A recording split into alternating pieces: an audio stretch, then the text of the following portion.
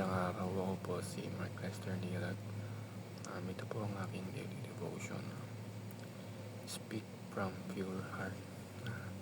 Tinalakay po ni Pastor Russell Ocampo sa 365 daily devotion.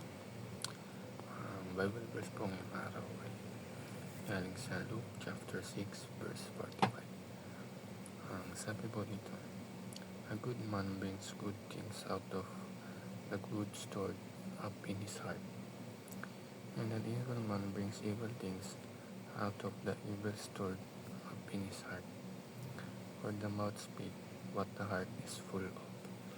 Ibig sabihin po ay kung ang mabuting tao ay nagdadala ng mga mabubuting bagay na nakaimbak sa kanilang mga puso, at ang masamang tao naman ay nagdadala ng kasamaan dahil ito yung naka-stored dito sa kanilang puso.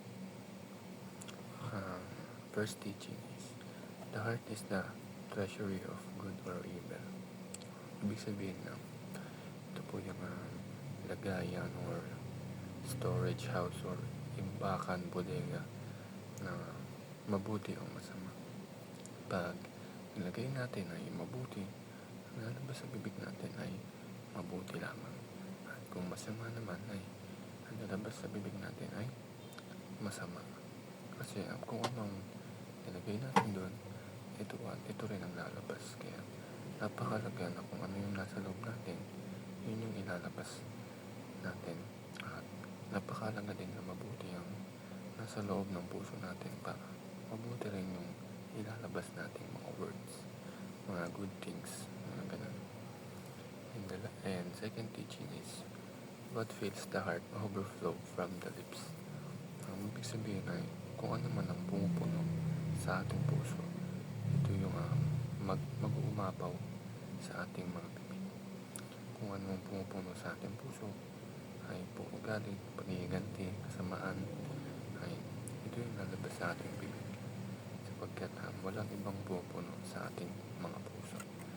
Kung panay tayo pagmumura, sabi ng mga hindi maganda sa ibang tao, ito ay dahil puro masama ang pumapasok sa ating mga puso.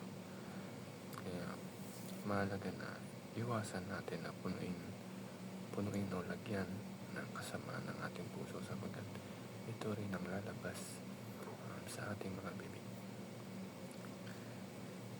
And last teaching is, speech reveals the state of the heart.